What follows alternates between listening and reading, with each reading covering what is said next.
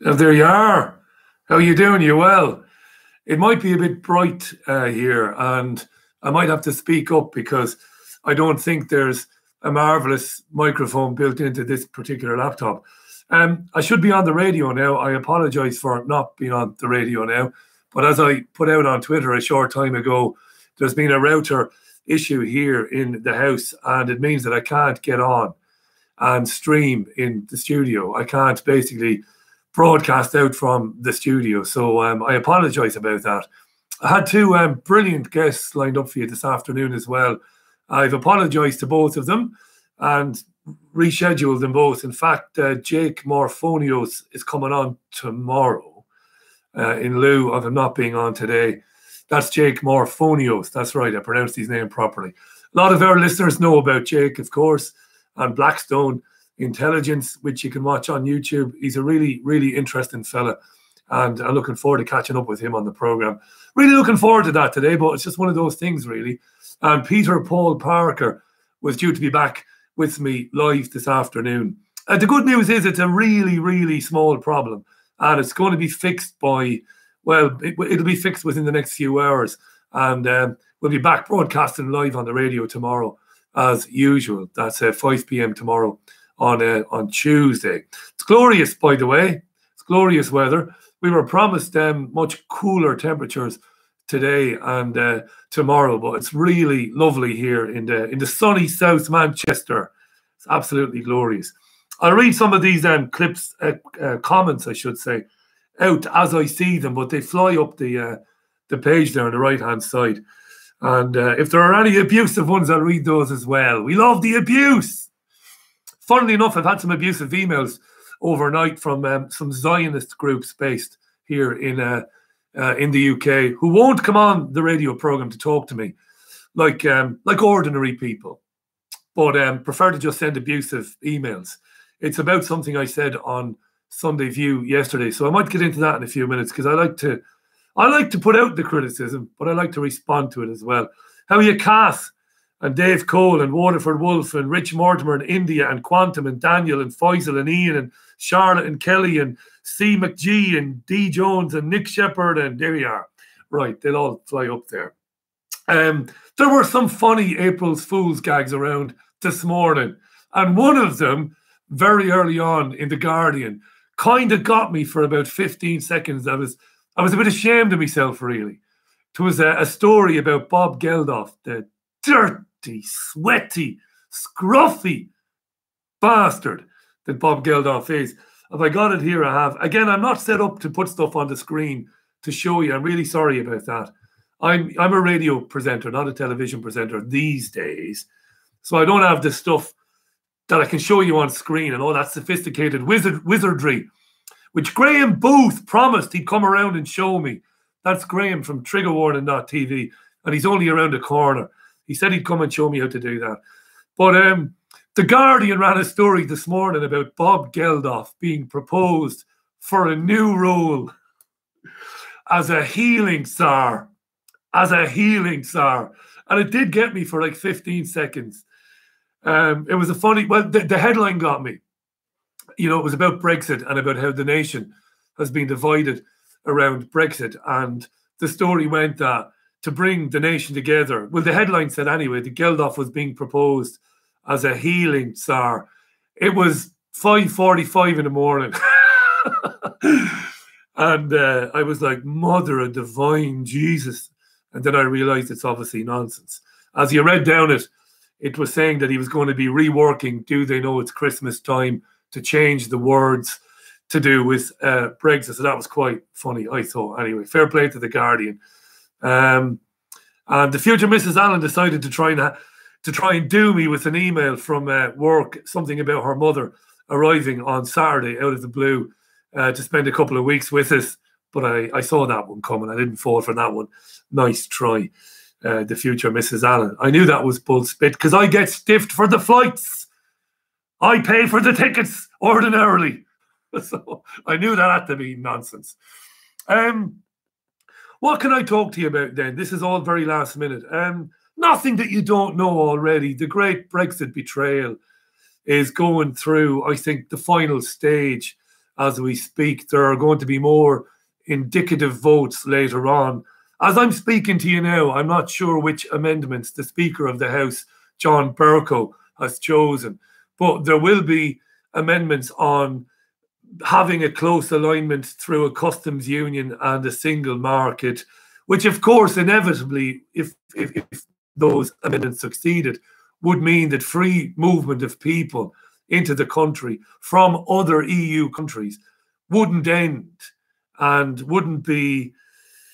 The whole point for many people of voting to leave the European Union 2.5 years ago was that they wanted to stop what they saw as the damage that was being done by people coming from countries that had recently joined the European Union, where people were coming and taking low-paid jobs here, semi-skilled jobs, and that was having a big impact on working-class people. And I'm a working-class bloke from Ballybeg in Waterford City. I don't like those terms, working class. But look, that's the way it is. And it's very important for people who voted along those lines that freedom of movement would end, not end forever, but that the government and the Department of Employment and so on would seek to extend offers to people when there was a genuine shortage of labour here, semi-skilled or whatnot, whatever. And the way things are going at the moment, we are looking very much like May is going to collapse. She did say a few days ago that once we got to the next stage of these negotiations, if she got a deal passed or not, she would leave. We're looking very much like we're looking at a general election and a second referendum. That's what we're looking at, I think. Whatever happens, whether it's a second referendum, after or before a general election or whatever, ultimately what's not going to happen is the United Kingdom is not going to leave the European Union. And that's the end of it.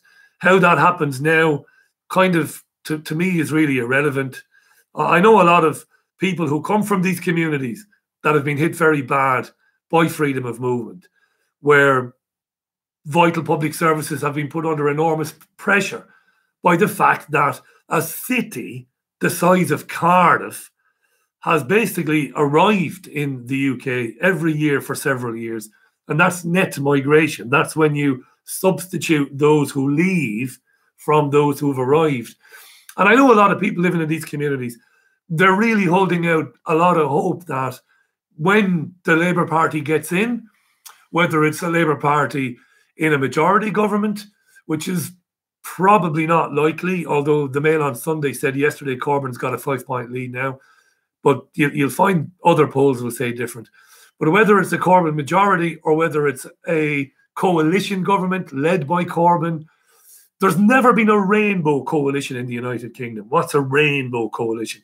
Well, it's a coalition of more than two parties coming together to form a majority government. We've had coalition governments in this country in the past. In Ireland, my country, of course, we've had rainbow coalitions many times. We've had coalition governments often. Our system of elections in Ireland is, of course, proportional representation, the single transferable vote. It's different here in the UK, where it's first past the post. Okay, so you'll have an election in Manchester Central or in Manchester Gorton, which I think is my constituency, even though we're in Fallowfield. And there will be one seat.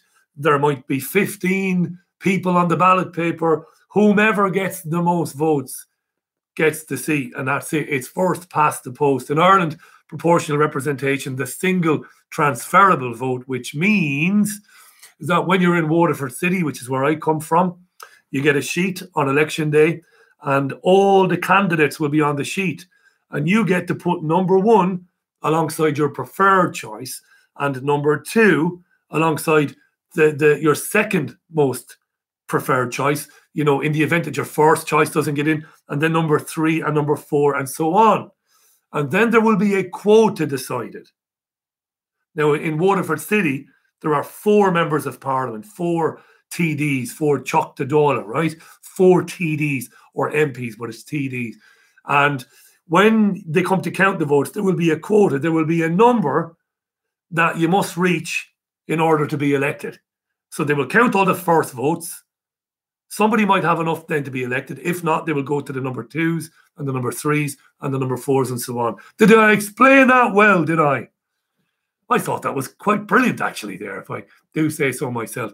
So people have campaigned here for years in England to introduce proportional representation. Listen up, Paddy. It doesn't matter. The House always wins. Just ask the Irish. Just ask the Irish. The House always wins. It doesn't matter. Establishment puppets get in, whether it's first past the post or not.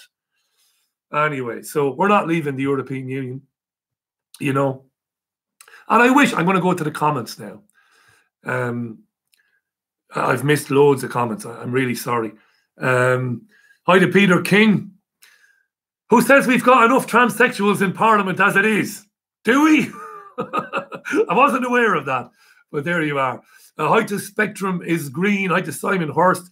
Simon says, Richie, if Brexit has shown us anything, it's that all politicians are corruptible liars. Yes, Simon. So what are you going to do with that information? I've known this since a few years. The early 2000s, the early noughties was when it dawned on me. Hi to Carl. Hi to Martin in Spain. How you doing, Martin? Waterford Wolf says the minute a politician slips up, he's gone in 24 hours. They have him screwing a pig or dressed in blackface. Dan H says, why so many adverts now saying register to vote? Well, voting is... I could be called a hypocrite here because I went up the road to St. Kentigern's Primary School, St. Kentigern's. You know, when I was... I went to a primary school, a national school in Ballybeg, and then I went to a secondary school, St. Paul's Community College in Waterford City, where we had religious classes, Catholic religious classes. I don't remember a St. Kentigern ever coming up, but there's a Saint everything. 2.5 years ago, I went up to vote to leave. And at the time on the radio show, I said, look, I obviously look like a massive hypocrite now, right? We're all a mass of contradictions anyway. I said, look, I gave up voting in parliamentary or local elections back in 2002 when I realised it didn't matter, that elections didn't matter because of the obvious, the thing that we always say, that it doesn't matter why. And we've talked about this so often. It doesn't matter why. It doesn't matter who. It doesn't matter why. It doesn't matter when, because the House always wins. But in the in-out European Union referendum, which I thought would be fixed, I was convinced of it. And I got that wrong as well. Convinced that it would be fixed. But I went up and I voted anyway. And I took a photograph of the ballot, which is illegal, before I put it in the box. People, oh, you big hypocrite, Richie. And I said, no, look, this is a bit different. It's a referendum. You know, I have voted in referendums in Ireland in the past, you know, the Nice Treaty, for example, and so on, so on, so on. Daniel says, if in 5 years' time the country is in a complete mess, will you hold your hands up and admit you were wrong on certain things about Brexit? That's Daniel Skinner. Wrong on what about Brexit?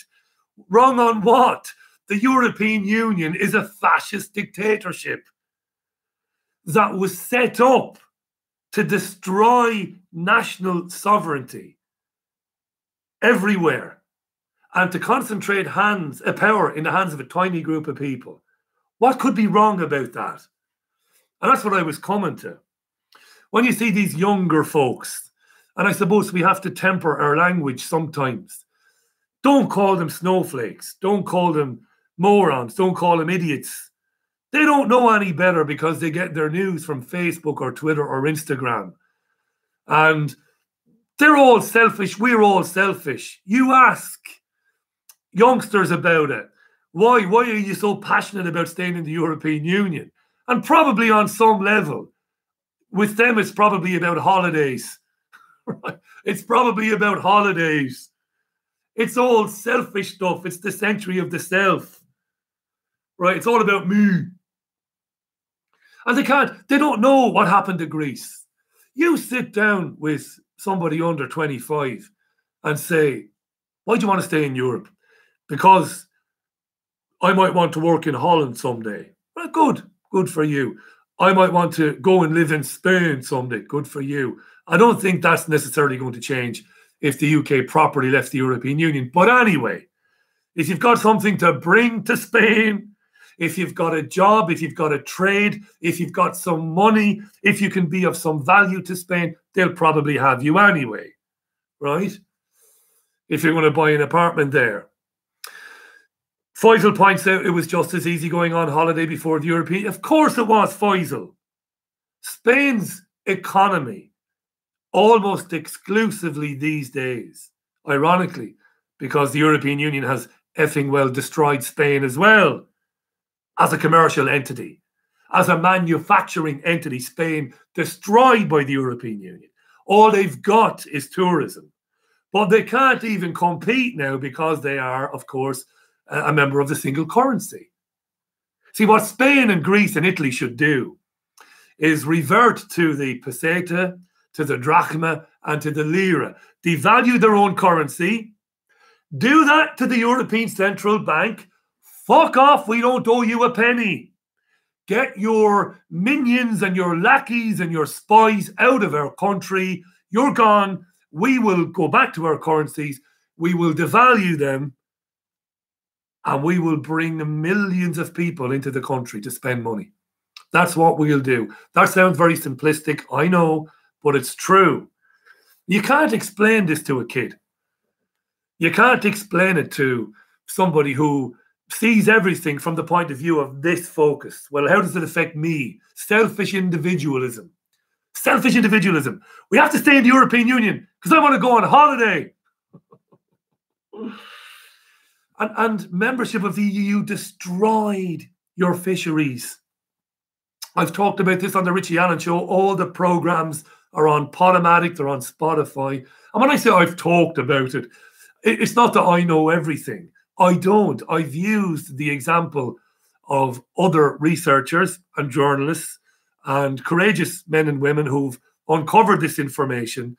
And I'm not talking about people who make generalizations like I sometimes make, but people who dot the T's and dot the I's and cross the T's and go into the fine print of what membership of the European Union has done for England, has for the UK, has done for Ireland, for Greece, for Italy, for Spain, for Portugal.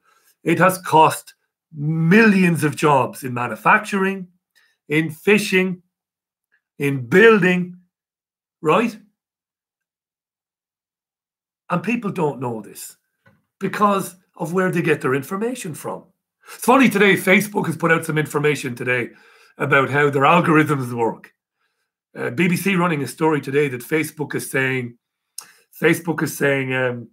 here, look at how your news feed works.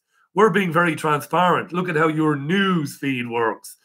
So if you want to know why you're seeing certain things in your news feed and not other things, well, here's how it works. And they're basically blaming you for it. Facebook are blaming you, the user. The reason why you get all of this one-sided content is because of what you ordinarily go looking for. So we look at what you go looking for and we just feed it back to you. Now, there's a little bit of truth in that, but it's not the total truth. It's not the total truth in terms of it's a little bit more sinister in terms of how Facebook operates, in terms of preventing you from hearing these opinions. You know, and I'm going to get into that later on in the week. Michael tweets, this isn't a tweet. Michael says, Richie doesn't understand fascism. The EU isn't fascist. It's inherently fascist. It has an unelected president in Donald Tusk. The MEPs, all 751 of them, are just window dressers. They are not allowed to propose legislation. The unelected council of 27 now that the UK has allegedly left, they dream up laws and legislation and rules and regulations. And who tells them to come up with this stuff? Well, thousands and thousands of bureaucrats, unelected, and civil servants whose names you don't know.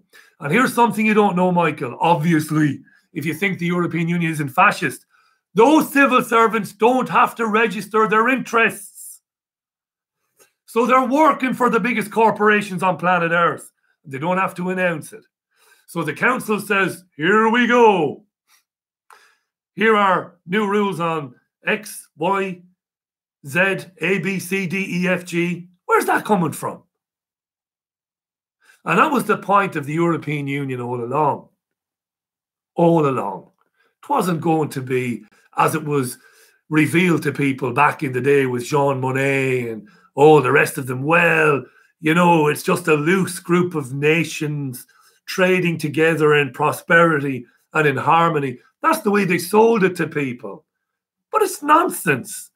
The Lisbon Treaty, ratified back in 2009 by the UK, voted against by Ireland. We were told to go back and vote for it again. Yes, thick paddies, get back and vote yes, and keep going back until you tell us yes. And what the Lisbon Treaty did was basically paved the way, laid the groundwork for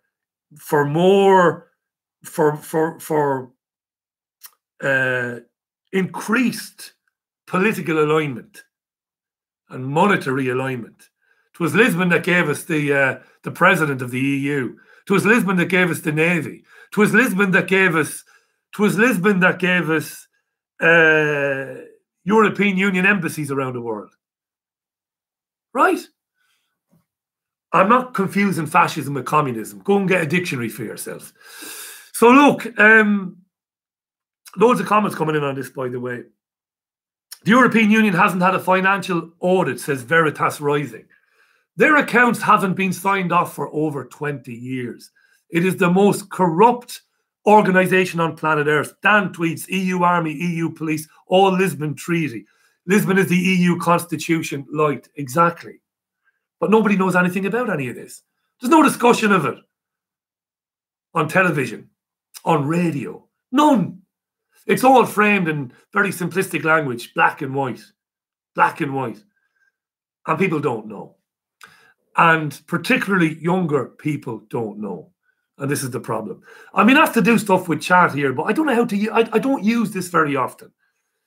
I don't use this very often. Kath says they sacked the lady accountant who was pushing for transparency in the EU finances. Of course they did. Of course they did. Right, look, I'm going to jog on here a bit. This is the Richie Allen Show in lieu of the fact that we're not on the radio. I want to talk about very briefly something that came up on Sunday View yesterday. At the very end of the program, I was talking about the political editors of the BBC, ITV, Channel 4, but also the big political programs, or the more what you would call the franchise programs, Panorama, Newsnight, and so on. And I looked at today, as in April 2019, but also recent years, and how often those programs are driven by, we're talking about producers and researchers, but also fronted by Jewish folk in the UK. And I said, look, this has got to be anomalous. And I named quite a few of them today in BBC, ITV, and Channel 4, and said, look, this came up, of course, as a result of the lack of any serious coverage of the Palestinian right of return marches. But not just that, any lack of any Palestinian voice or voices on any of these programs. When Gaza is being discussed, when Palestine is being discussed, when Jerusalem is being discussed, and Donald Trump, saying that the United States will recognize that Jerusalem belongs to Israel and all of that, even though it's disputed and even though the United Nations doesn't go along with it. I was speculating yesterday, or talking about yesterday, why this stuff isn't properly analysed on the UK's major political programmes. And I ventured a possible reason for that. And the reason is that these programmes, and I mentioned them all yesterday, Koensberg, Robert Peston, Nick Robinson, Emma Barnett, Emily Maitlis. I could be here all day. Ian Katz. I could be here all day. not to mention the broadsheet journalists, Aronovich and others. I could be here all day. As a reason for there not being any fair, certainly not any balanced coverage of what's happening to Palestinians on a daily basis. So overnight, I had some interesting emails. I don't know how they got my personal email address, but I don't care. It's out there. Anyway, various people, some of them polite, some of them not polite, emailing me saying that, here we go again. You purport to be the fair and balanced guy on the Richie Allen Show. You purport to be honest, and you claim that you're not anti-Semitic and that you don't hate Jews. And then you went into this tirade about how Jews control the UK media. And I never said that Jews control the UK media. What I said was, when you look at these networks, ITV, Channel 4, Sky News and the BBC, when you look at The Guardian, The Times and The Independent, taking into account that 0.5% of the UK population identifies as Jewish, then you've got to accept, like it or lump it, that there is a disproportionate amount of Jewish folk working on national television and radio programs, either behind or in front of the camera. And also, I didn't get into it yesterday, but some of the big production companies that supply television programs and supply dramas and all the rest of it to the major networks disproportionately represented. Jewish people are disproportionately, I can't say it, represented. And I knew it would trigger people because nobody wants to talk about that. In this particular climate, when the Labour Party is having a purge of its own members, for sometimes saying things as benign as what I've just said now, which is incredibly benign because it's true. It's a fact. If there were, can you imagine if there were right across the BBC, Channel 4, ITV, across the main news programs, if the names of the producers and the researchers and the presenters were to be suspiciously Russian, can you imagine? Now, I don't know what percentage of the UK population is Russian. I'm sure there are a few Russians living here, right? But can you imagine if there were so many Russians working at the heart of the BBC, Channel 4, ITV, and so on, so on? There'd be uproar over it. So while the Labour Party refuses to stand up to the witch hunt that has been raging for months and months and months, when people say things like Naz Shah, jokes about, well, why doesn't Israel relocate to the United States of America if the American government loves them that much? She was humiliated publicly and forced to apologize for that. I would have thought it was a fairly reasonable thing to say, and again, pretty benign in the circumstances. But others who talk about Jewish influence or Jewish power influence in the UK, we call it Zionist influence in the UK in politics and in the media, have been expelled from organizations, have been embarrassed, have been suspended pending investigations. I don't have to worry about being suspended by anybody. I'm not a member of any political party, and I've got pretty thick skin, so I'm not worried about being called anti-Semitic either, because I don't have a racist bone in my body. That being said, the Jews are not a biological race. They are white people who believe in a fairy godfather in the sky, right? You'll have the argument all day long about Ashkenazi Jews and Eastern Europe and all the rest of it. It's an identity. I think somebody said on social media yesterday, they made a good point. You're Jewish because your mother is Jewish, and she said you're Jewish. I was raised, at least until I was old enough to know better, as a Catholic because my mother and father were Catholics and indoctrinated me into it. I was baptized and I made my Holy Communion when I was 7 years old. The zombie cult. I took the body of Christ, and when I was 12, I was confirmed. That's what made me a Catholic. Nothing else. It's the same for Jews, and it's the same for Muslims. So I'll talk about it all day long. There is a disproportionate number of Jewish people working at the heart of UK media. And I want to talk about this because I didn't have it in front of me yesterday. And we owe Gilad Atzmon a debt of thanks, because Gilad saved this years ago before it was deleted by the Times of Israel. There's an article written by Manny Friedman in the Times of Israel on July 12th, 2012. Now, I've prepared nothing today, so this has been a very rambling live. I hope there aren't too many people watching me for the first time, because I'm normally better prepared than this, and I don't normally ramble around and jump from one subject to another. So apologies for that. I'm much better prepared ordinarily. But I have dragged out some of this article, and I really want to get into this. The headline in the Times of Israel was, "Jews do control the media." It wasn't a satirical piece. It wasn't published on April 1st. Like I said, it was July 12th. And Manny Friedman writes, it's an extensive article. I'm going to read you one or two little paragraphs from it. He says, "We're a driven group, Jews, and not just in regards to the art world. We have, for example, AIPAC, the American Israeli Public Affairs Committee, in case you don't know, which was essentially constructed just to drive agenda in Washington, D.C., and it succeeds admirably, and we brag about it. Again, it's just what we do." But the funny part is, when any anti-Semite or anti-Israel person starts to spout stuff like the Jews control the media and the Jews control Washington, suddenly we're up in arms.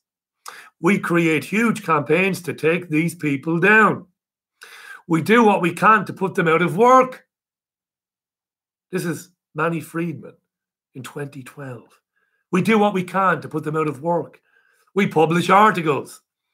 We've created entire organizations that exist just to tell everyone that the Jews don't control nothing, he writes. No, we don't control the media. We don't have any more sway in DC than anyone else. No, we swear we're just like everybody else. Then he goes on. Does anyone else who's not a bigot see the irony of this? Let's be honest with ourselves, fellow Jews. We do control the media. We've got so many dudes up in the executive offices in all the big movie production companies, it's almost obscene. Just about every movie or TV show, whether it be Tropic Thunder or Curb Your Enthusiasm, is rife with actors, actresses, directors, and writers who are Jewish. Did you know that all 8 major film studios are run by Jews? Now, I know what everyone will say, writes Friedman, that everyone tries to lobby, every minority group and every majority group, that every group has some successful actors and directors. But that's a far call from saying that we run Hollywood and Madison Avenue. That the Mel Gibsons of the world are right in saying we're deliberately using our power to take over the world. That we've got some crazy conspiracy going down. Okay, he writes, some of that is kooky talk. And it is. You know, the taking over the world aspect of it is kooky. But he writes, let's look at it a bit deeper. Maybe it's true that everyone lobbies. Maybe it's true there are actors of every ethnicity out there. But come on, we're the ones who are bragging about this stuff all the time. Can't we admit that we're incredibly successful? Can't we say it for the world? I'll give my theory for why Jews who don't want to talk about their control of the media. He writes, I'll give my theory for why Jews don't want to talk about their control of the media. And he goes on to say, first of all, as much as Jews like to admit that so many of them are successful and that so many of them have accomplished so much, they hate to admit that it has to do with them being Jewish. Maybe they'll admit that it has something to do with the Jewish experience. But how many Jews will admit that there is something inherently a part of every single one of them that helps them to accomplish amazing things? Now, I'll leave it there. And I'll put links out to the article later on, because he then kind of segues into exceptionalism. And there's almost, ironically, a kind of a master race tone to the article. We're very successful because we're better than everybody else. Yes, we do own the production companies. Yes, we do effectively own the media. not because of any global conspiracy, he says, ultimately because we're better than other people at doing these jobs. And that's incredible, that. And I sent a copy of that article to some of those people emailing me today to say, you were revealing yourself to be the anti-Semite that you are, Richie, yesterday, when you pointed out that Peston and Koensberg and Robinson and Katz and Barnett and Emily Maitlis and all the rest of them are Jewish. No, I wasn't revealing myself to be racist or anti-Semitic or as somebody who dislikes Jews, because I don't. I happen to know some lovely Jews in the city, and I can name them. And they're not planning to take over the world, just like everybody else. They're trying to get to the end of the month and pay their bloody bills. But the state of Israel and Zionism and Zionists work very, very hard. They work day and night to make sure that there is no discussion of what Zionism really is, that there is no criticism of the vicious, rotten, filthy, disgusting, hateful, murderous government of Israel. Can't speak about Israeli Jews because I don't know any of them, but I know many of them stand up and speak out about the crimes against humanity that occur in Gaza on a daily basis. So it is wrong to label Jews or label Israeli Jews as part of the problem in Palestine, because a lot of Israeli Jews regularly stand up for Palestinians and lobby their own government, difficult and all as it is. But Zionists, AIPAC, the Conservative Friends of Israel, the Labour Friends of Israel, these groups are unbelievably powerful. And they work very hard to make sure that in the media and in the UK media, not just that Jews are represented, but that they are overrepresented. And in the case of the biggest television and radio programs in this country right now, they are vastly overrepresented, right? But that's not to blame the individuals for it. The likes of the people I mentioned, the presenters, they're just people who go to work, pick up the check at the end of the week or at the end of the month. They don't know what's going on. This is what compartmentalization is, you know? So I had to respond to that because I knew when I said it yesterday, I knew there would be murders, but I don't care.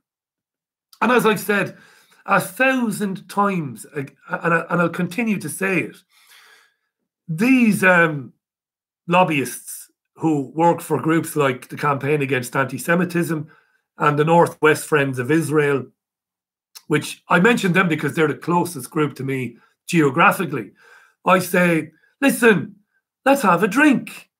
I've got access to a wonderful studio here at home, state of the art, fantastic. I'll invite you around. Or we'll go to Fab Radio Studios in Manchester in more neutral ground, and we'll sit around a table and we'll have a conversation about what it means to be a Jew, what it means to be a Jew in the UK, what it means to be a Zionist, what's happening in Gaza, and we can speak to each other like men and women. Because it's getting old and it's getting tired now that when somebody points out what I've just pointed out, that your only response is racism or anti-Semitism. It's getting tired, it's getting boring, and people like me just don't care. So if you don't come onto the programs, we'll just move on, but we're never going to stop talking about it. That's the thing. There's been a load of Twitter comments come in there, by the way, as well. And I'm sorry for not reading them, by the way, yeah. Richard tweets, nobody cares about the injustices to Palestinians. Tutsis, black-on-black genocides, Greek Cypriot, Pontian and Asia minor Greek peoples because of narcissism and deliberate suppression by mass media, laws and borders, life and death determined by the guns, says Richard. It's almost poetic, that, Richard. I appreciate that. Hi to Sarash, by the way, as well. Hi to Paul Paranoid as well on Twitter there. Yeah, if you're joining this very late, we had a router issue here today, and sadly I wasn't able to do the radio program, and it's meant that I've had to do this live stream with the assistance of my neighbours. Isn't that wonderful? So I will be back online with you tomorrow. And Jake Morphonios will be on the programme tomorrow. And we'll reschedule Peter Paul Parker, I think, for probably next week as well. Hi to Chris Weidner. How you doing, Chris?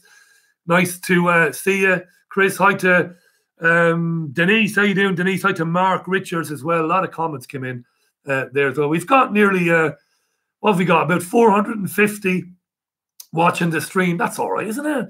It's not the stellar numbers that we do on the live radio stream. But again, this was last minute.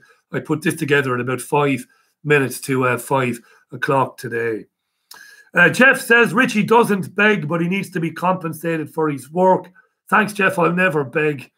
There are details of how you can support the show at richieallen.co.uk. And somebody's telling me to grow my beard. You like the old beard there, eh? I could do it growing my hair, maybe. Maybe not the beard there. Hi to Darrell Croswell, who's happy about hearing Jake Morphonios from Blackstone Intelligence on the Richie Allen Show. Look, it is very easy for me to sit here and talk about the Jewish influence in the UK media. It's not as easy for people who work for unions or who work in companies that are unionized or who work for academic institutions or they work in the NHS. It's not easy for them. I know 2 people personally who've been suspended from their jobs in the last 18 months alone. This is true now. I am not making this up. It's something I never, ever do. There are 2 people in regular contact with this program who have been suspended from their jobs because they have been speaking in Facebook groups about Israel and about Zionists in the UK. The things they have said are certainly not racist. They're very benign, but their institutions have decided to suspend them. It's deadly serious. I'm not answerable to anybody because I produce, present, and edit the radio show, as you know. And you know, I'm a sole trader of sorts. So nobody's going to say to me, didn't like what you said there, so you're fired. Now, Fab Radio might decide not to stream the program. Trigger Warning might decide not to stream the program, and that's that would be their right. That would be their absolute individual right to do so. But I can continue to stream through richieallen.co.uk and through TuneIn Radio. I don't have to worry about it. So it's not me being all big and brave taking on the Jewish lobby. I've always been critical of Zionist power and the Israeli lobby in this country. Even when I was working for other commercial radio stations, I always had a pop at them. But it's not easy for people to do it these days. You know, I've just become familiar with doxing. I didn't know anything about doxing. I'm very naive, you know, sometimes when it comes to these things, because I really am an island. I'm an island. You know, I don't see very many people during the day. I do the show, get it on, get off the air, get it on podcast, get it on YouTube, have half an hour with the future Mrs. Allen, and then go to bed. And recently I've been learning about doxing. And a lot of people who've been critical of the Israeli influence on UK politics and American politics have found themselves being outed and their addresses being published and their employers being contacted. Did you know that Sandra Smith is a hateful anti-Semite? She's been on this Facebook group. Do you really want to have anti-Semites in your employ? Do you want to have anti-Semites working for you? And they've been fired for it. It's staggering, that. And people have to be careful. And I'm telling you now, if you work for the man or the woman in a company, public company or a private company, you have to be careful these days what you're saying. And I'm not saying hide your racism or hide your anti-Semitism, because I know you're not racist. and you're not anti-Semitic. But even the most benign question, the most benign comment these days can see you landed in scalding water, not hot water. That's the way it's going. You're online, you think it's harmless. I'm in a chat room. You say something, right? It's internet. Next thing you know, you're being asked to step into your boss's office who says, we've got Muslims here, or we've got Jewish people here, or we've got trans people here. I think it's probably best if you don't work here anymore. Why? Well, you were in some chat room on Facebook. This doxing thing that's going on, doxing with a D. So be careful. I read somewhere the other day that more and more people are purging their tweets going back years because they're finding that they're getting into trouble for things they tweeted years ago. You know, I had an email from somebody who said he was pulled up in his place of work. He works for a university. I can't mention him because he's asked me not to mention him. And he said, Richie, I got pulled up recently. And I said, for what? And he said, for a tweet way back when Israel was carpet bombing Gaza in 2009. He said, I think it was called Operation Cast Lead. My university, my bosses brought me in to ask me about my objectivity, about my impartiality. Because back in 2009, 9 years ago, I had a pop at what Israel was doing. And now it's been said to me, you know, you've got to be careful and you can't be coming down on one side, you know. Jennifer Garcia said, that's good advice. It is good advice. Nam B. Ted says, so Richie, you will ignore the racist question mark. What does that mean? Ignore what racist? I don't know what you're talking about there. Speak your mind, but be careful if you've got a partner, if you've got a wife, if you've got a husband, if you've got responsibilities, if you've got bills, you have to be careful, you know, is all I'm saying. So these indicative votes then, the Labour Party, here's some news for you on the whole Brexit betrayal saga. The Labour Party, led by Jeremy Corbyn, who's a pretend socialist or a pro-pretender, he's not a real socialist. Labour are, the Labour Party is telling its own MPs to back a plan that would keep the United Kingdom in a Norway-style relationship with the European Union. Now, this has just broken in the last few minutes. MPs are going to vote later on to see if there are any proposals that could win a majority in Parliament. This failed miserably last week.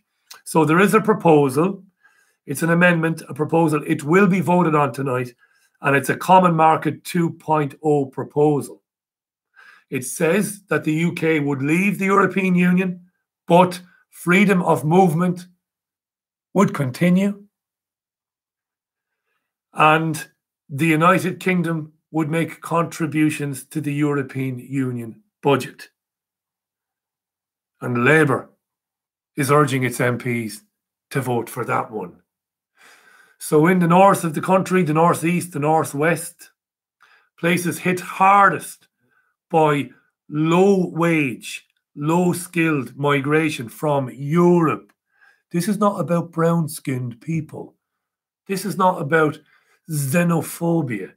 These were people who took rightful exception to the fact that the floodgates were opened by countries in Eastern Europe joining the European Union. And it really impacted in the poorest parts of the country. These are places that would, I think you would agree with me, traditionally vote on the left. And there's Corbyn now, asking his MPs to back a Norway-style relationship, Common Market 2.0. Freedom of movement will continue across the European Union, and the UK would make contributions to the EU budget. To say that it's a betrayal, it's a cliche. It's trite by me. By me, it's trite to keep using those cliches, but it is a betrayal. But this is why I think the Richie Allen Show is the only radio show in the independent media that is not asking you to vote on the right or on the left. You see, most of the independent media is mainstream light. It will back Trump, or it will back Corbyn, or it will back Bernie Sanders, or somebody else, or Ron Paul. I'm not saying Ron Paul or so these guys are bad guys. I'm not saying that. But within the system, they cannot and never will change anything. And that's the size of it. You know, mainstream light you've got in the independent media. You've not got any genuine independent media. There's only one answer to all of this. The system has to come down, and it's going to take massive, non-violent civil disobedience by people for people to get their own power back, their own sovereignty, their own freedoms and their own rights, their own inalienable human rights. You cannot vote for somebody to give you that. You've got to take it. Right? So, yeah, there you go. There's more tweets coming in there. Again, sorry for the haphazard nature of this. The Daily Mail today is reporting, and this is absolute manna from heaven for the far right. They love this stuff. The Daily Mail is saying that at least 1 million Africans from sub-Saharan areas have moved into Europe since 2010. And up to 75% of people in some African nations want to move to another country or to Europe. The far right brigade love all this stuff, you know, because they get to demonize African folks. They get to demonize brown-skinned folks. And, of course, this is wonderful. This is what's happening. The media now is being carved up into far right or far left, you know, the far right versus the Antifa mob. And the establishment loves this. Everybody suffers. Somebody just put something on YouTube there a minute ago about white genocide. White genocide is real, Richie. Genocide full stop is real. And it's not exclusive to any genuine race, whether it be the Semitic races, whether it be Orientals, whether it be Arabs, whether it be Africans, or whether it be Caucasians. Jesus, Mary, and Holy Saint Joseph. Do you really, with everything that's going on, do you really believe that whites are being targeted for extermination? And sadly, I know why you believe that. Because you are being manipulated into believing that. Because the financial cartel that controls everything wants us to fucking kill one another, to hate one another, and to fight with each other over who gets to claim to be the biggest victim, while they destroy countries from the ground up by loaning the countries up to their tits in debt and then stealing everything of any value from those countries and plunging the citizens of those countries into debt. And we never turn our ire or our wrath on the establishment, on the four horsemen, as Dean Henderson calls them, on the Rothschild, Warburg, Oppenheimer cartel and the royal families of Europe, the ancient families. We just kill one another. White genocide. Yes, white people. But black people as well. I don't think we'll ever get through to enough people. I really do think it is the matrix unfolding in terms of we'll keep going back, and the architect of all of this will keep saying, you'll never understand it. You know? You'll never understand it. At the wars you're on tweets, yes, whites are being targeted as well as Browns, Black, Jews, Christians, Muslims, anyone who doesn't go with the narrative. Yes, but nobody is being exclusively targeted. But you're meant to feel like you and your identity group is being targeted. The system is wonderful. It's wonderful. My great friend, Jean Ann Crowley, the great actress, she often says to me, you got to stand back and admire it, Richie, in its simplicity, but in its efficacy. Wonderful how it turns us against one another, how we despise one another. And it's not just whites despising Asians or what we see as Muslims. It's gone beyond that now. It's us. It's whites hating whites. It's people hating people who don't go along with their narrow view of the world. It's narcissism on steroids. That's what the creation of vulnerable groups does. Eventually, it narrows down and filters down to the individual. When you stop, eventually whites won't even say, it's a genocide on whites. It'll all be about me. Me. The system is attacking me and nobody else, just me. That's how crazy it is. We're never going to see it. We're never going to see it. Why do people talk about the Kalergi plan? Why do you think they bomb into smithereens countries like Libya, turn Libya into a failed state? Why do you think they did that? Iraq, Afghanistan, Syria. Syria never said boo to a goose. Why do they wreck these countries and support lunatic head choppers? And then you have your Tommy the Tit Robinsons and all that and talk about the Quran and Islam is a hateful doctrine. No, it fucking isn't. It isn't.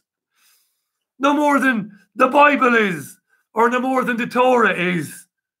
These things were written thousands of years ago when things were a bit rougher than they are now. You know what I mean? When people threw their shit out of their top windows onto the street.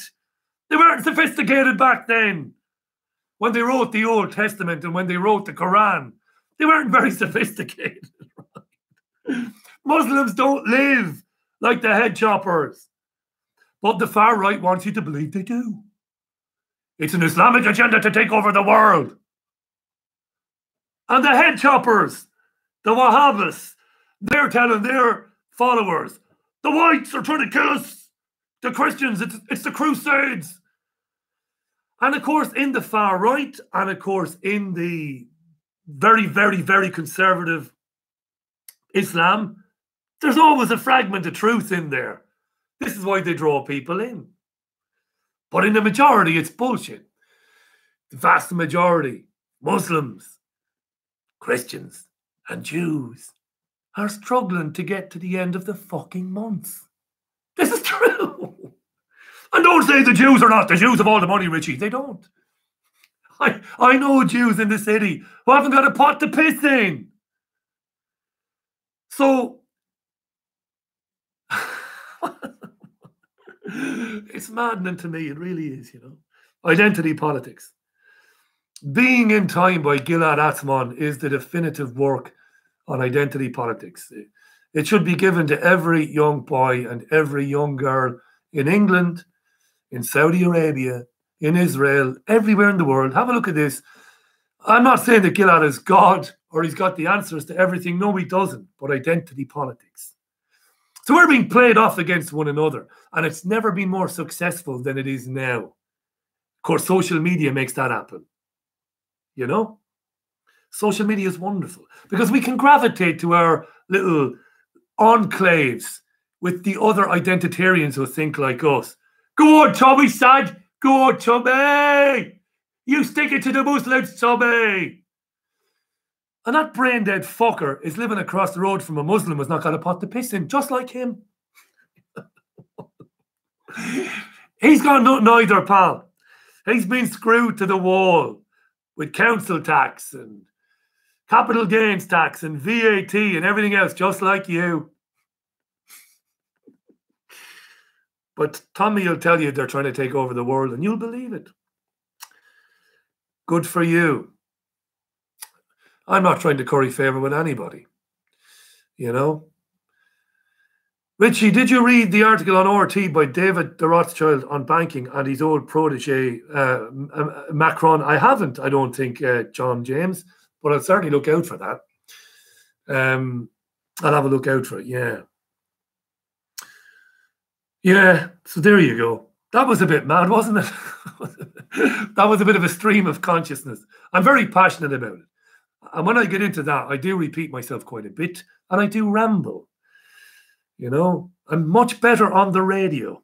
I have a face for it, as the old saying goes. So, look, Tommy Robinson is not the problem. He's not the enemy either. He's a symptom of a much wider problem that people find it very difficult to understand. He is a puppet, an unwitting puppet of the establishment to keep people focused right there. Us, them. Us, them. Divide and conquer, as Alternative Scope says. Us, them. I've got nothing. I can't pay my mortgage. The bank is going to take my house on me. Me and the wife work really hard. And it's expensive having children. And even though we work, we've got to go to food banks. That's the reality, by the way. It's not my reality. I don't have any children and I'm not pleading poverty. It's not my reality. But that's the reality for a lot of people, right? And what the establishment wants you to believe is it's the fucking Muslims. Or it's the fucking Jews. It's their fault. Look over there. Don't look there. That's where the problem is, right there. Look over there. It creates the other. And it's easier for people. Maybe because they feel part of something. Maybe they feel a bit protected. Maybe if they go down to Salford Quays and they stand there in a group while Tommy is speaking and playing videos, maybe they feel a little bit safer for an hour or an hour and a half or a couple of hours. Maybe because we're all living online now, which is madness, I feel safer in that identity group. I feel safer. So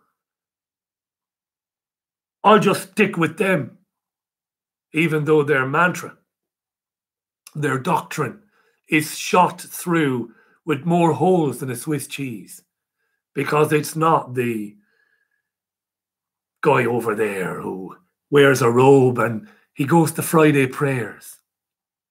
It's not the guy who goes to the Tommy Robinson March. It's not the alt-right commentator. They're not responsible. It's not the Jewish guy. They're not responsible for the situation you find yourself in. Here's where it gets maybe not deep, but maybe a bit provocative. Ultimately, you're responsible for the fucking situation you find yourself in. Because deep down on some level, you don't want to go to, you know, that it's not the brown-skinned guy. It's not the guy from the Far East. It's not the African guy from Somalia who lives around the corner. It's not his fault either. His presence and the presence of Eastern European workers who came to this country when the European Union basically opened the doors has been a problem, of course. But it's not their fault.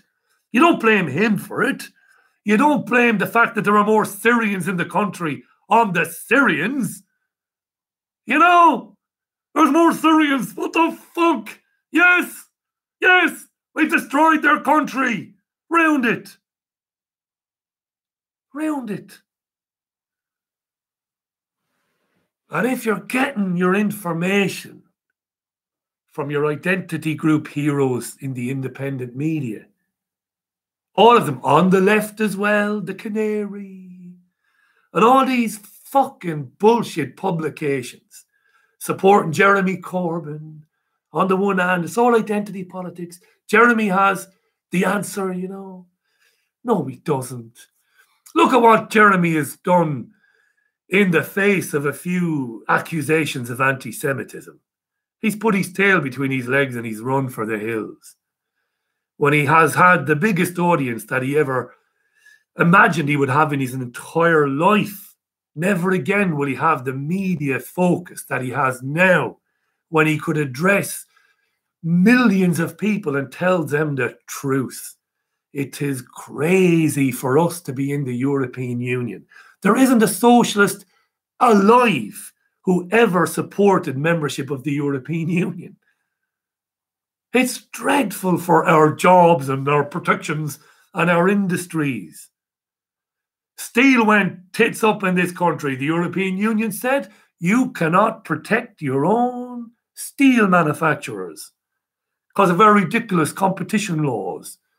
You can't give major building projects to British steel companies. You're going to have to put it out to tender because we said so.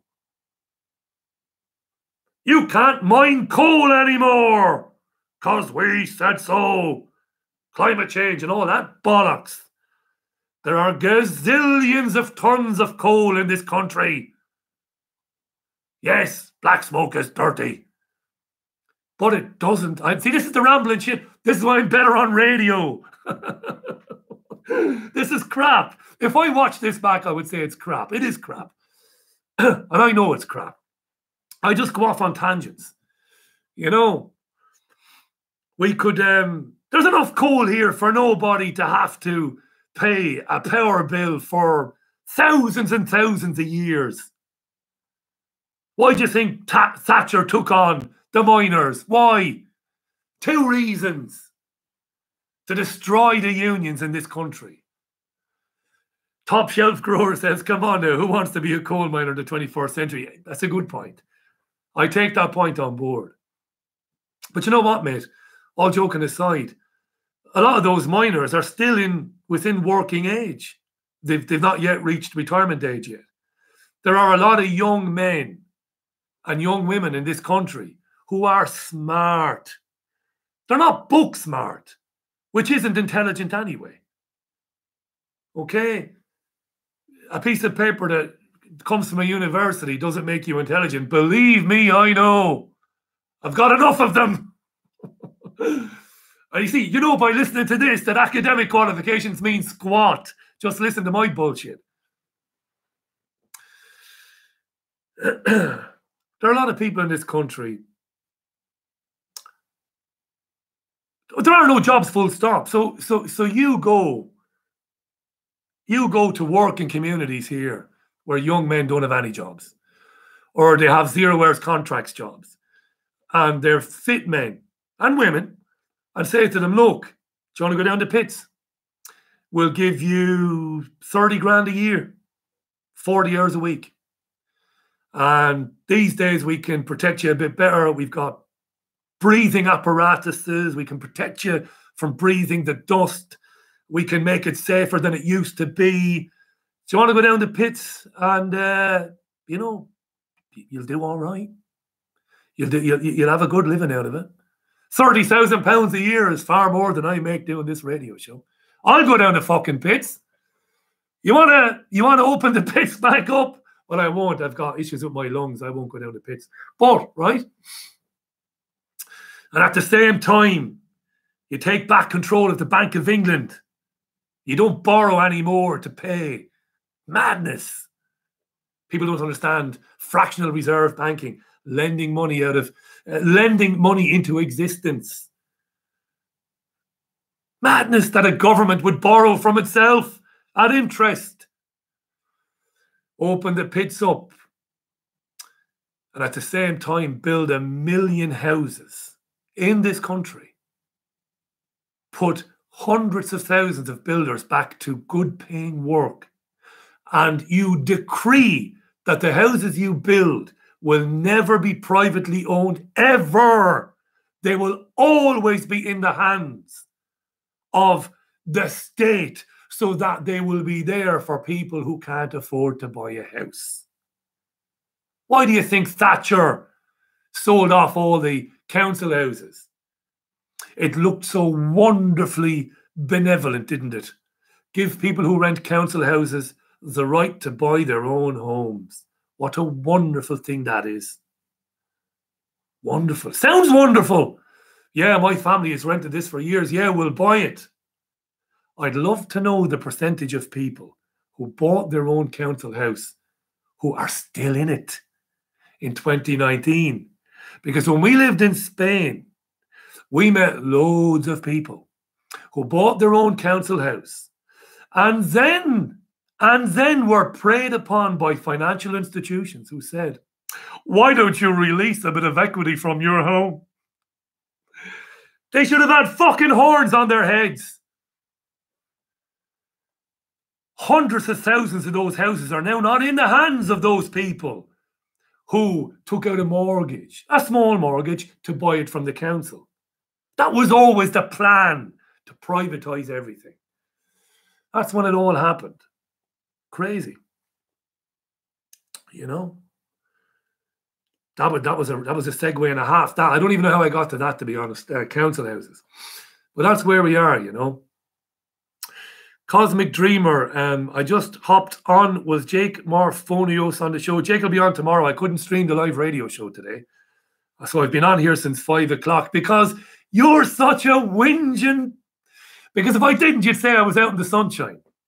This is the thing. He said that he had a bit of a technical issue, but in reality, he's out in the sunshine. No, I'm not. I'm here speaking with you today. Jennifer Garcia says, that's how I lost my home. Is that right, Jennifer? Is that right? You bought your own council house and then you got into a bit of trouble. Is that right? Well, I'm really sorry for you. I'm really sorry for you because that was the plan. That's what they wanted to happen. They didn't want those people who bought those council houses to stay in them forever. They wanted to privatize all those houses. You know? Anyway, look, we've gone around the houses today. I'm going to leave you and love you now. I've got nothing more to say to you, to be honest. Ruth tweets, I've never seen so many caravans on the streets of Bristol right now and so many lovely houses banged up into bedsits, she says. Yeah. You want to give council houses, state-owned houses to corporations. How do you do that? You can't just kick all the tenants out and give the houses to corporations. Can't do that, or to the banks. So the clever way to do it is to tell the tenant, do you want to buy your own council house, do you? We've got a great deal for you right here. And for the ones who are clever, maybe like Jennifer, maybe, then they came in after they bought it and said, release some equity from your own house. Take a mortgage out on the house that you now own, a mortgage you don't need. We will screw you like you've never been screwed before. Because we want your house, you see. Money isn't real, it doesn't exist, it's just numbers on a screen. Land and property is real wealth. That's what we want. Look at it in Ireland. Look at it in Ireland. Houses being sold to vulture funds. Vulture funds. Companies around the world buying up reams and reams of Irish houses that were illegally taken off of Irish tenants and Irish mortgage holders. It's the biggest land grab in the world. Privatised housing. Do you think Jeremy Corbyn is going to put a stop to that, do you? Eh? Jeremy, the socialist. Made me laugh yesterday. Socialist Sunday, people were saying. Socialist Sunday. And they were posting pictures of themselves and Jeremy Corbyn, the socialist. I just gave up. I couldn't be arsed. It's too easy to go on there and say, well, he's not actually a socialist. Salvador Allende was a socialist. Hugo Chavez was a socialist. They were men you could believe in. They were real men. Real men. Bolivar was a socialist. Somebody you could believe in. Somebody that you could put your life on. And they didn't want people to follow them like deities. They were giving people back power. They were giving people back self-determination. Jeremy Corbyn is giving you progressive politics because he hasn't got the guts to stand up to it. He's giving you a future where free speech will be a thing of the past, where there will be 1 million vulnerable groups that you can't speak about, or you'll be thrown into jail, or you'll be sacked from your job, or doxed, or whatever the bloody hell it is, you know, where you can't say, well, listen, you live how you want, love. I don't mind, but you have a penis, so I don't really believe you're a woman. That's what Jeremy Corbyn is bringing in, and momentum, and Seamus Milne, and Owen Jones. That's not socialism. Social Democrats. So there you go. Right, 6:20 it is. I've spoken enough now, to be honest. And this doesn't suit me because I like to have plenty of content for you. I like to have inserts and audio. You know, the radio show is packed full of content. This is just being me rambling on. So I apologize for that. However, Alan Henderson says, Richie, you're a fucking gobshite. Thank you, Alan. I said I'd read the abuse out. Alan, I've got very thick skin, son. You can say what you want. I don't mind. There's more comments coming in there, but look, I'll just leave it there. Thanks for watching. Join me at 5 o'clock tomorrow on the usual channels, Fab Radio, Trigger Warning, Tune In, richieallen.co.uk, when I will be live with Jake Morphonios, and I will have Chris Busby as well tomorrow. That's the scientist, Chris Busby. Fascinating man. He's going to join me tomorrow as well. So there you go, right? Lovely. Thanks for watching. Thanks for putting up with me. And, you know, that was just a long-winded preamble that went on forever. Take no notice of it. Think for yourself. Don't take what I say as a fact. Don't even take it as interesting. Just make your own minds up. Don't follow anybody. Hi to Patricia Braunschweiler, by the way, my pal Patricia in Switzerland. Love Patricia. Right, that's it. Bye for now. Hasta mañana, he says, you pretentious bastard, Richie. It's the only Spanish I learned in 9 years there. How do I end the stream? Here we go. Bye.